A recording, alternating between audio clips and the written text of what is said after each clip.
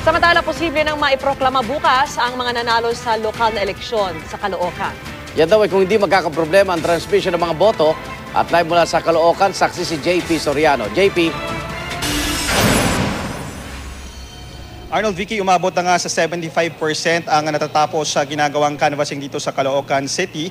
At tama nga, bukas inaasahan o mamayang madaling araw, target nila makapag-proclaim na ng mga kandidato. At naging maayos naman sa pangkalahatan ang naging resulta ng botohan dito sa Caloocan, maliban na nga lamang sa ilang pagpalya ng PCOS machine at ilang minor incident katulad ng nasaksihan natin kanina na isang botante naman na bumoto kanina mag-aalas 4 ng hapon. Si Pasencio Santos sa Maria Clara High School ang inimbitahan ng Caloocan Police for questioning matapos umunong puniti ng balota niya sa harap ng BEI.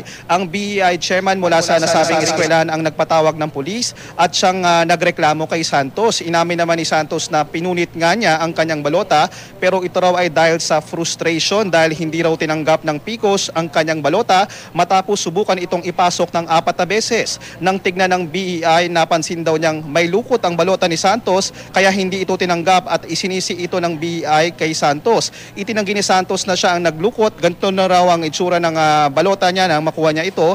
At kalauna pinakawalan din naman si Santos pero nais itong paimbestigahan ng COMELEC Caloocan dahil malinaw daw na paglabag ang anumang pagsira sa isang election material. At narito po ang pahayag ni Santos at ng BEI chairman. Kung ikukulong nila ako, kung dahil lang dun sa papel na yon na property ng government, property din ako ng government. Kung may right sila dun sa papel na yun, mas may right ako dahil nandun yung boto ko. At ayoko makuha pa yun ng ibang tao. I was shocked dahil right in front of me, in front of the other members of the BEI, and in front of the watchers, pinunit po niya yung ballot.